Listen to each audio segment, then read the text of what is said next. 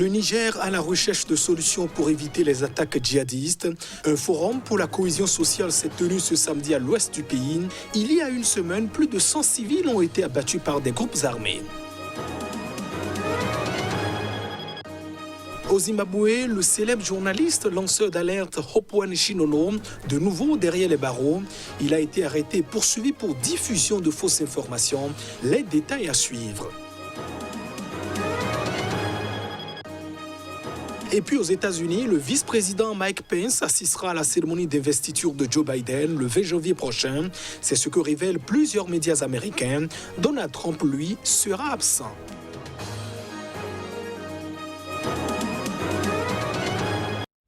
Et voilà le sommaire de ce journal. Bienvenue dans cette édition. Au Niger, un forum pour la cohésion sociale et la réaffirmation de la présence de l'État s'est tenu ce samedi à Oualam. Nous sommes dans l'ouest du pays avec des leaders communautaires, religieux et politiques. Le forum intervient une semaine après le pire massacre de civils qu'a connu le pays.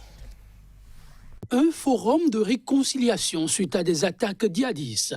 Une première dans ces zones durement éprouvées. L'initiative vise à raffermir davantage la cohésion le long de la frontière entre le Mali et le Niger, zone où s'est déroulée il y a une semaine l'attaque de 2 villages dans laquelle 105 civils ont été tués. Nous sommes venus évaluer et examiner avec vous la situation qui prévaut dans cette zone afin qu'elle reste cet espace de solidarité et de partage, de coexistence intercommunautaire qu'elle a toujours été, entre nomades et agriculteurs, entre sédentaires et pasteurs, entre Germains, Peuls, Tamashek et Arabes. Le vivre ensemble manifestement en sursis, l'autorité invitera ses administrés à rester solidaires et à ne surtout pas céder à la panique.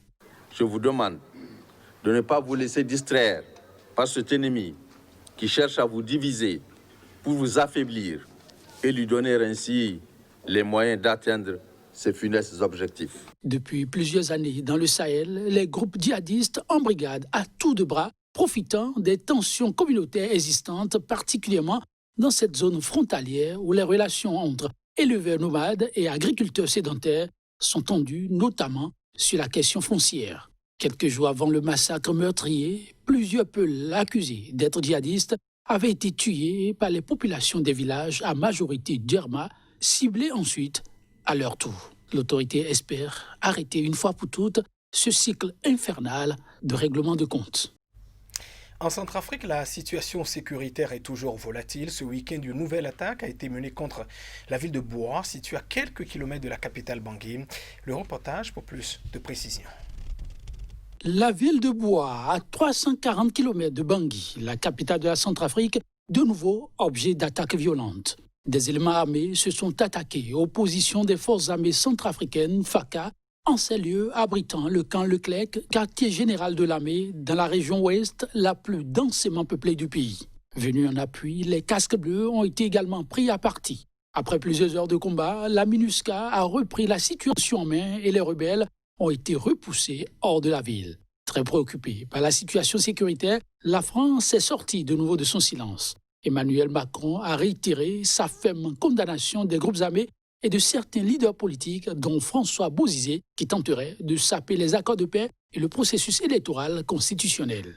Le président français a aussi pris note des résultats des élections, tout en soulignant la nécessité d'un dialogue politique ouvert et inclusif, rapporte un communiqué de l'Élysée.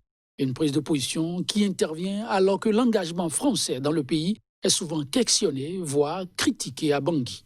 Depuis la formation de la coalition armée en décembre, outre l'appui militaire de la France, des troupes rwandaises et des forces russes ont été envoyées dans le cadre d'accords bilatéraux de défense.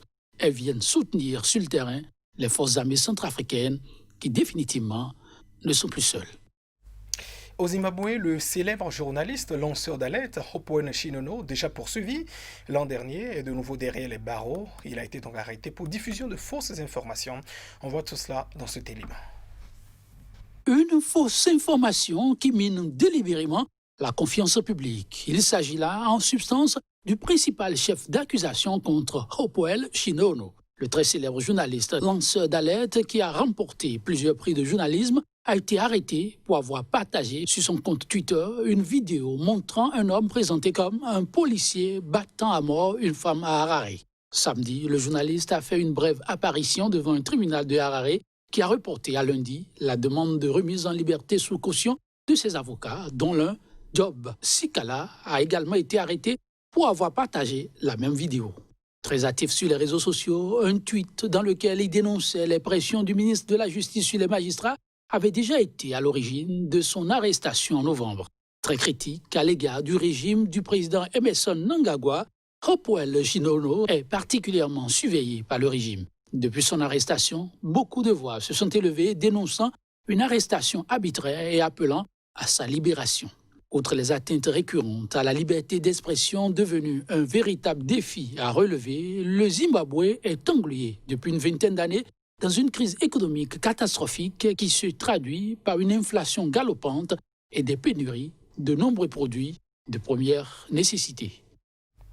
La frontière terrestre entre le Zimbabwe et l'Afrique du Sud reste ouverte malgré la pandémie du coronavirus, mais suite à un afflux soudain de voyageurs et de contrôles sanitaires renforcés, une situation de chaos s'est donc créée à un poste frontière. Les autorités sud-africaines craignent que ces queues et ces rassemblements n'aient provoqué une augmentation des transmissions du virus. D'après les tests effectués côté sud-africain, plus d'une centaine de cas positifs ont été détectés au niveau du poste frontière de Beitbridge en seulement 4 jours. Les autorités de la province sud-africaine du Limpopo appellent donc toutes les personnes qui ont récemment traversé la frontière à se mettre en quarantaine après avoir été dans ces attroupements qui ont un grand potentiel de propagation du virus. Il s'agit d'une frontière stratégique puisqu'elle permet les passages entre l'Afrique du Sud et le Zimbabwe, mais aussi les échanges avec le Malawi, la Zambie et le reste de la sous-région. Des milliers de personnes circulent via le poste frontière de Beitbridge chaque jour, l'un des plus importants de la région. Mais la situation s'est détériorée avec l'annonce du reconfinement du Zimbabwe. De peur de rester bloqués dans leur pays, de nombreuses personnes travaillant en Afrique du Sud se sont ruées vers la frontière. Une fois sur place, les camionneurs et les voyageurs sont parfois obligés de passer des jours à attendre, sans masque ni distance sociale, et se retrouvent avec des tests Covid périmés. Les autorités sud-africaines dénoncent aussi l'apparition de faux certificats Covid-19 et doivent donc retester tout le monde. Le ministre de l'Intérieur zimbabwéen affirme que les foules ont été dispersées ce week-end et promet un retour rapide à la normale. Aux États-Unis, à présent, le Capitole, au-delà du symbole qu'il représente, est un lieu de résidence pour des citoyens américains. Ceux du quartier qui abrite l'institution sont désormais confrontés à plus de barrières dans leur déplacement, conséquence des incidents d'il y a quelques jours. Écoutons ici les impressions de quelques Américains rencontrés sur place. It's a little surreal, to be honest, to see it. C'est un peu surréaliste de le voir entouré d'une grille. Je n'avais jamais vu une grille de cette taille-là autour du Capitole. On était ici il y a moins d'une semaine avec notre fils qui courait dans le gazon là-bas. Et j'ai été choqué mercredi de voir ce même endroit rempli de manifestants et d'émeutiers envahissant le Capitole.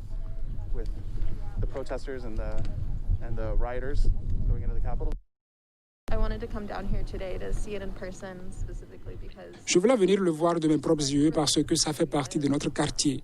C'est là où nous habitons. C'est comme notre jardin à nous. Je viens ici avec des amis qui ont des chiens et on joue souvent sur la pelouse du Capitole.